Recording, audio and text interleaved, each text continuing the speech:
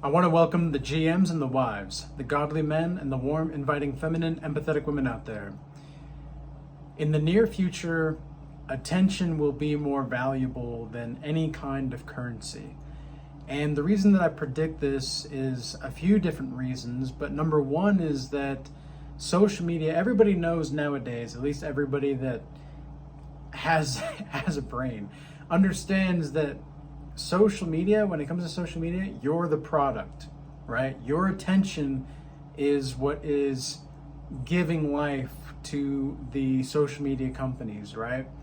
And it has gotten to the point to where social media has become the norm in any kind of interface with most people nowadays. That's just the way it is. And I think as somebody that is trying to see the future and try to navigate where things are going, I genuinely think that this is what's going to happen, is that attention itself is going to be the most valuable thing. It already is, but it's going to be more evident in the near future because of social media. And one of the other reasons for this is just, as a man specifically, what I've noticed is that if you give a woman attention in certain ways, if you give her any kind of validation, it's almost like she has to see herself as above you because, well, she needs to be everybody's number one. And so when you are, let's say you're an attractive man and she's an attractive woman, you guys just mesh well together. Like, you guys both have similar interests, similar moral values, etc. And yet, for some reason, when things start to get a little bit more serious, that's when the true colors start to show from the woman. And usually what men do is they overinvest. And I've seen this time and time again. Even there's been men at the gym that I've seen that are reasonably attractive men that have, they've talked about it openly, which I think is a mistake, but they've talked about openly how they're fairly well off, and they aren't afraid to talk about money, and they aren't afraid to talk about what they do and how they do it for a living. And I don't ever recommend men leading with their money necessarily, but lead with your wallet, and that includes your resources, your time, energy, and really attention altogether. That's what your quote-unquote wallet is, right? And in your wallet you have different kinds of resources, you have different kinds of people in your contact, you have a network, right? So these are the things that I would recommend you lead with, not necessarily money in any way, shape, or form ever. So anyway, like, I've seen guys like this, and yet the women that they're with, or the woman that I've seen these kinds of guys with, lead the relationship. And they do not like men, like these kinds of men, for it, because I've been around the gym when these women are talking to their girlfriends and their man's not around, and they're telling things like, oh, I just wish he could get it. I wish he could just get it without me having to tell him how to do it. And, they're just, let's be real, they're just complaining about their husband in public when he's not around. That is very disrespectful, number one. And number two, it just shows that she doesn't respect the man, because a woman that actually respects you, she's going to want to ensure that your image of honor and your reputation of whatever that you have is solid, right? A woman that actually likes you does not want to really disregard your reputation or anything like that, because if she does and she's with you, that means that she's like lowering herself, right?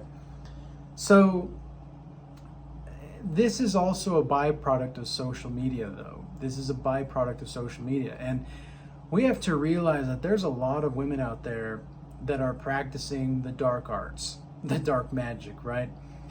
I mean, even sex magic, that's something that they're doing. I've heard stories about women, and they literally take their, we're going to get graphic here for a second, so bear with me, guys, but they take their genital fluid and rub it on their neck or the back of their ears to try to heighten the pheromones so that men can be attracted to them. That is straight up sex magic, okay? And this kind of stuff is legitimately happening some places. So we have to be very careful and cautious as men going through and forward in our vetting process of relationships. And for all the women that may be watching this, you have to understand that just because you have female body parts doesn't necessarily mean that men are entitled to entertain you or to give you things or anything like that. And the men that are showing that to women, the men that are saying, oh, because it's a female, I'm going to give her whatever she wants. And I'm not saying that you shouldn't. If you value somebody, you need to be able to be there for them. Of course, you need to be able to put in effort. Both people need to be putting in effort. But if it's a one-sided thing and the woman is just trying to manipulate you, and a lot of men just, like, I've asked some men in my consultations, like, why did you go through with this? Like, why did you go through with this? And this was a few months ago, this situation that I'm specifically talking about.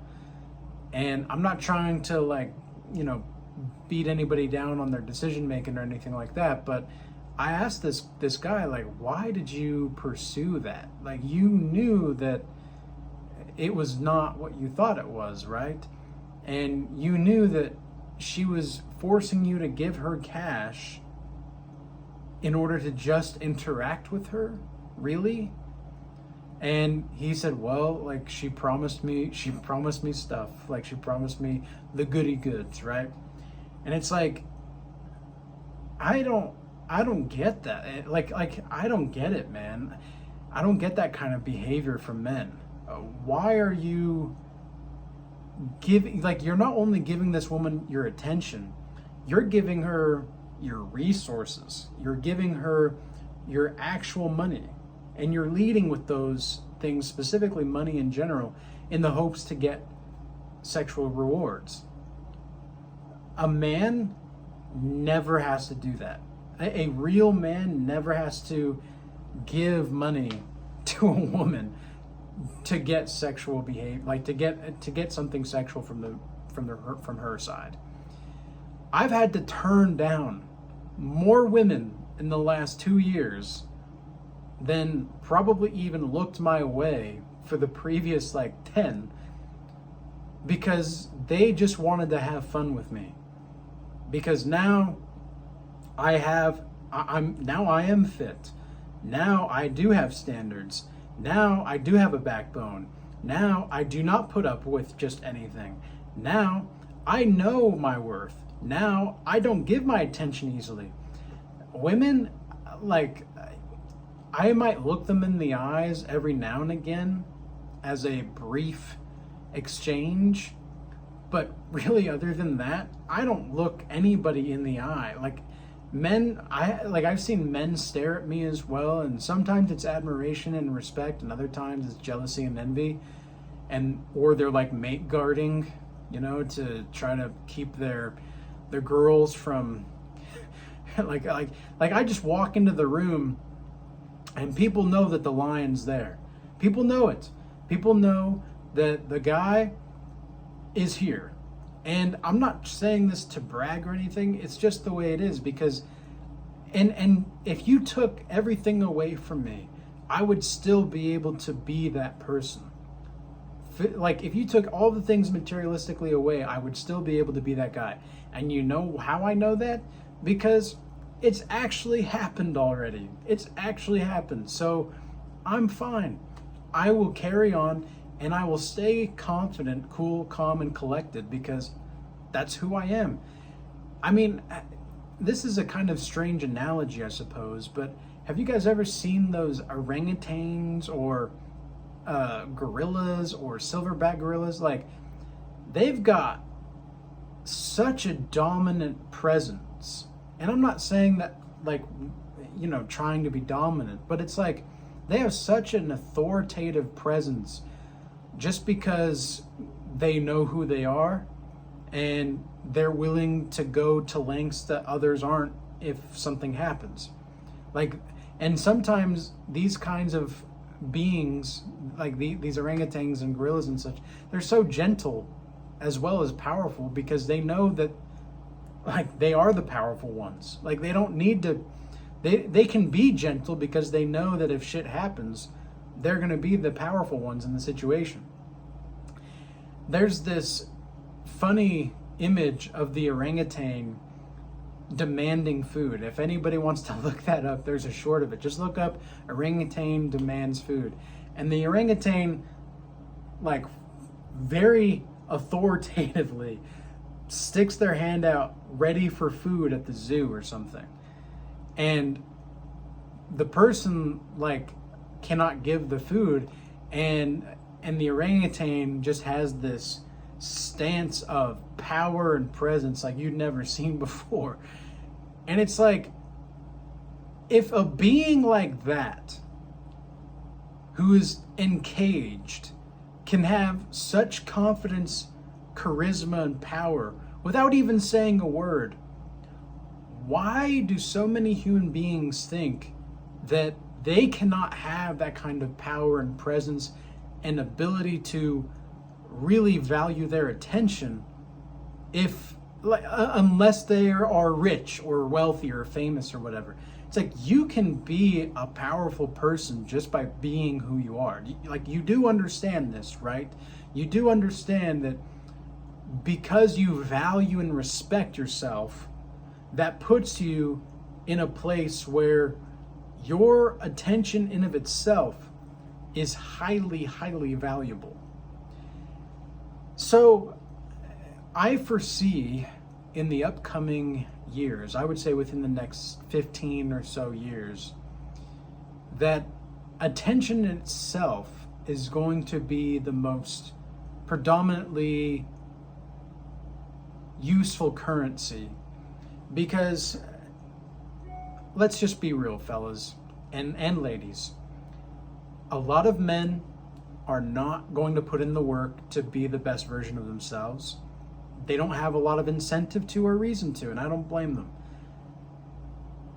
A lot of women are going to keep practicing the dark magic.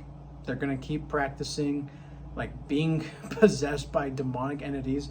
I swear, I talked to this woman yesterday, and, like, she was like one of the cashier ladies at the store.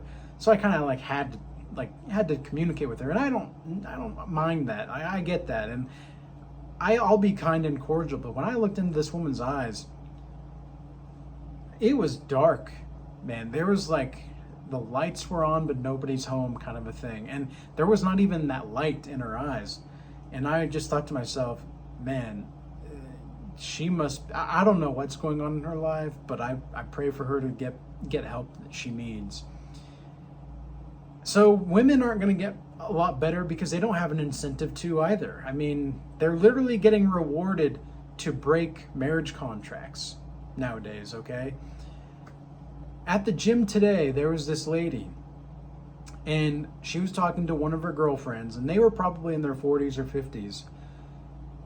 And they were talking next to me while I was doing my thing. And, they're just chatting away. They're not even working out.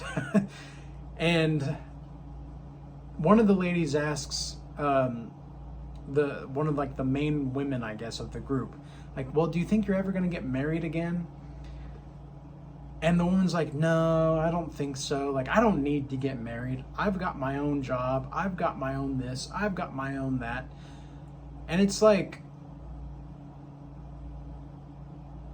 you're literally proving to every man that you have a price for yourself. Like, you are literally, it's almost like you are showing men that you are not to be valued in their eyes. And I do not like saying that. I don't like it, but that's what they're doing. It's like they're saying, no, I'm good. And I'm not saying that if you're a woman that has her own stuff, like, good for you. Like, good for you. But are you really going to want to be single the rest of your life? Like, do you really want that? I don't think that's really the case, because it sounded to me like she was trying to convince herself that she's going to be all right. And she was divorced, okay? Then the conversation carries on a little bit. And then she starts to complain about all the men that are available and how the only kind of men that she would want now are the younger men, because at least they're attractive to her now. And it's like, you got to be kidding me. So now she only, like, the older women now that they've bought in on this feminism stuff, now they're realizing that, well, maybe I'll just get with a younger guy just to have my fun with him. Like, that's the only reason they would want to be with a guy at this point, is purely for sexual access. And it's just so sad to me. It's just so sad. And this is why men that it would be good for you to ask what a woman's idea of a good life looks like to her when you're learning how to vet her.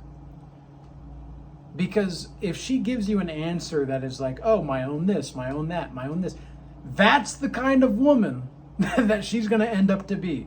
Divorced, not happy, trying to convince herself that she's happy, while complaining to her girlfriends at the gym that she's okay, but she wishes that the guys around would be more attractive for her. And it's like, why are you trying to date in your 40s and 50s as a woman? Like,